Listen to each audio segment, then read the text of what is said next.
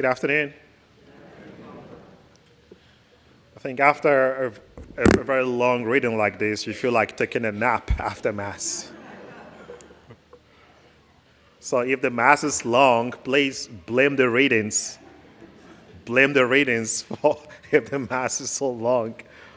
Well, it's good to see you all. And happy Palm Sunday. So this day begins the Holy Week. And the Holy Week is so significant in the liturgical calendar of the church. So what the Holy Week is to the calendar, the Sunday is to the week. And it is important that we are able to put ourselves in a picture of the Passion narrative and journey with Christ as he rides into Jerusalem. Now he rides on a donkey into Jerusalem. When kings go for war, they ride on horses. But when they go for peace, they ride on donkeys. So the donkey is a symbol of peace. It is a symbol of humility.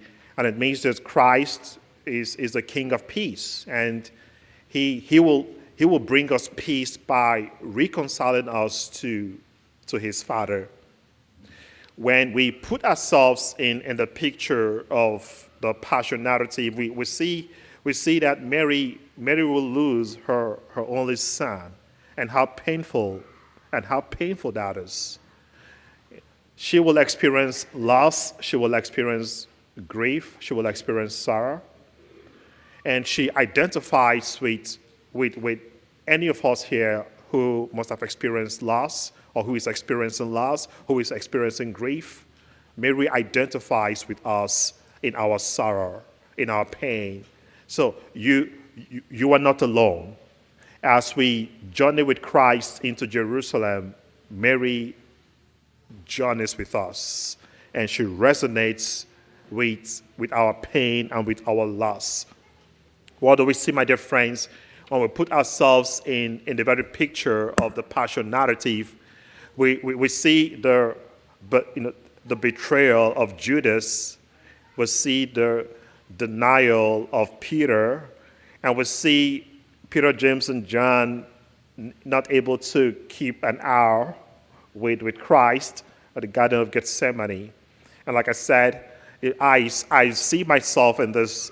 I see myself in these disciples, especially trying to keep an hour with Jesus.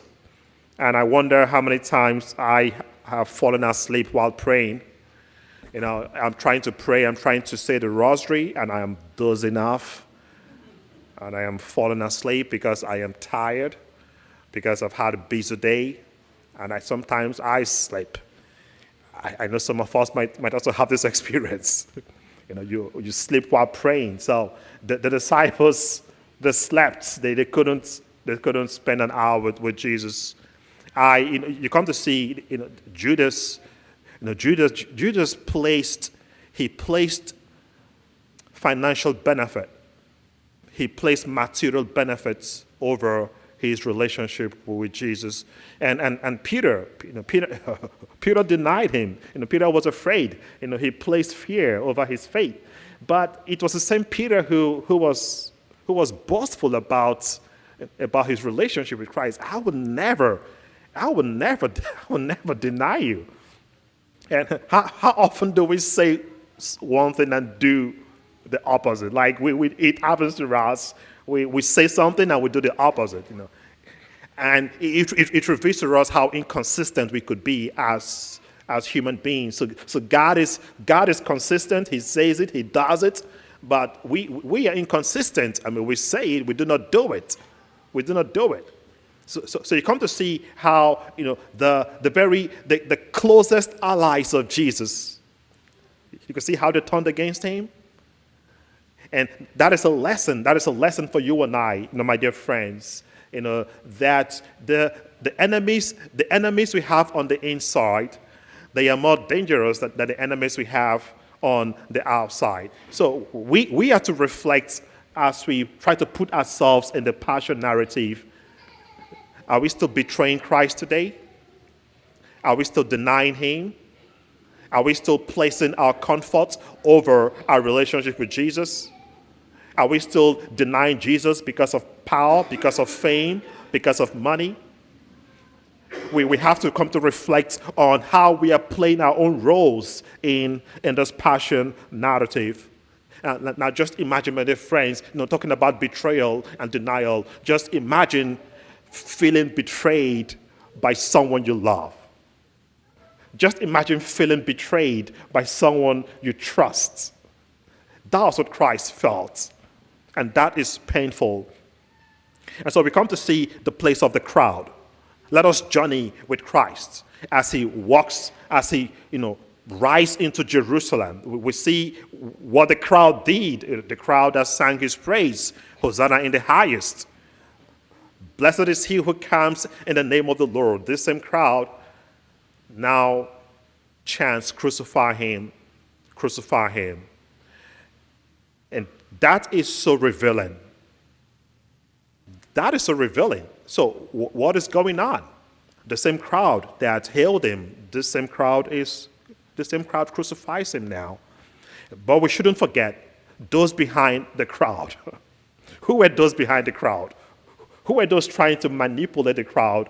Who were those who tried to incite the crowd against Christ? Who were they? The chief priests, the scribes, the Pharisees, the Sadducees. They were the brains behind the crowd. So, it is not just about what the crowd was saying. So we have to understand those behind the curtain, those behind the scene. And it is so important when we reflect on what the crowd did. It is so important we also say to ourselves that we should not allow ourselves to be deceived by the crowd mentality. We should not allow ourselves to be carried away. We should not fall for the mob, crowd mentality, because it is not just about what the crowd is saying. There could be those behind. There could be those trying to manipulate the narrative, trying to manipulate information. And you and I know today that information is power. Because despite all that is said, we've just read that their testimony was not true, because they had contradictions. They brought false accusations against Jesus Christ. So we have to be mindful of the crowd mentality. And we live today in the age of social media. And because we have social media, what happens? We could be victims of misinformation. We could be victims of disinformation. So what do? Let us do our due diligence to get to the source of every information so that we do not end up becoming victims to the crowd mentality. Now, it is so important that Jesus Christ, this famous Jesus, recall that everyone was looking for him. Everybody was looking for Jesus because he went about healing the sick, raising the dead, he cast out demons, and he went about doing good. And they all came flocking around him. But this famous Jesus, just look at how he's ending. Just look at how he's ending. He's ending so infamously. But it speaks to the fact, my dear friends, that he became a victim of the corrupt system. They could not accommodate him.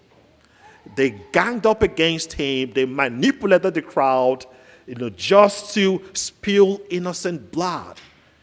Christ had no place in his own kingdom. The people he came to save were the very people that rejected him. The corrupt system rejected him.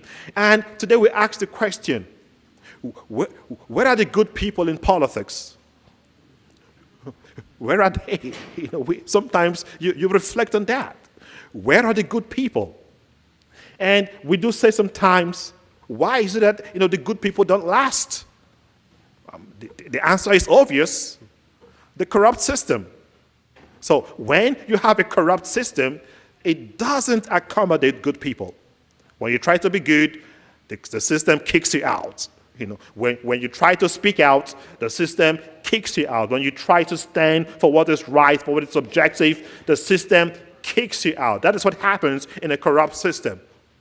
Jesus was a victim of a corrupt system, and so many of us today are still victims of a corrupt system. But despite the fact that he was rejected, and despite the fact that he was betrayed and denied, Jesus did not stop loving us. There were those who still stood out for him. There were those who were courageous to stand for Jesus. In the midst of denial, in the midst of betrayal, some stood out for him. And who were they? Recall the woman who anointed his head with oil. She stood out for Jesus. Recall the man who ran naked. He ran naked trying to follow Jesus. He was a brave man. He was courageous. He stood out for Jesus. Recall Joseph of Arimathea, who provided his tomb. He stood out for Jesus. Recall Mary of Magdalene, who remained with Jesus in the tomb. She stood out for Jesus. Now, these characters, my dear friends, they challenge us today. Because, we also live in a time where we could be faced with betrayals and where we could be faced with hopelessness and meaninglessness. Are we able to stand up for Jesus? They challenge us to stand up for Jesus in the midst of persecution, in the midst of hopelessness, to stand up for Jesus. Just imagine, my dear friends, that your faith is under attack. If your faith is under attack, are we courageous enough to stand up for our faith? Just imagine that the values you hold on to, so precious to you, that such values are under attack. Are we ready to stand up for our values, to stand up for what is right and for what is just? That is a challenge we have on this day. And we have to come to see that this Jesus, who loved us from the beginning, he loved us till the end. Despite the rejection, he did not stop loving us. So the rejection never stopped him from loving us. The denial never stopped him from loving us. The betrayal never stopped him from loving us. He loved us from the beginning, and he loved us till the end. And so I so much appreciate what C.S. Lewis says about the love of Jesus. And he says this, that his love was as warm as tears. That his love is tears. He says that his love was as fierce as fire. His love is fire. That his love was as fresh as a spring. His love is spring. That his love was as hard as nails. His love is nails. The nails that left him hanging on the cross. Blunt, thick, and hammered through. Such was the love he had for us. And so, my dear friends, for all that Jesus has done for us, and as we go through this Holy Week, for his love, his unending love, his faithfulness, he deserves all of our love. May we love him without reservation. Let us go out of our way, my dear friends, to love him with all we have and with all we are. Let us love Jesus to the end.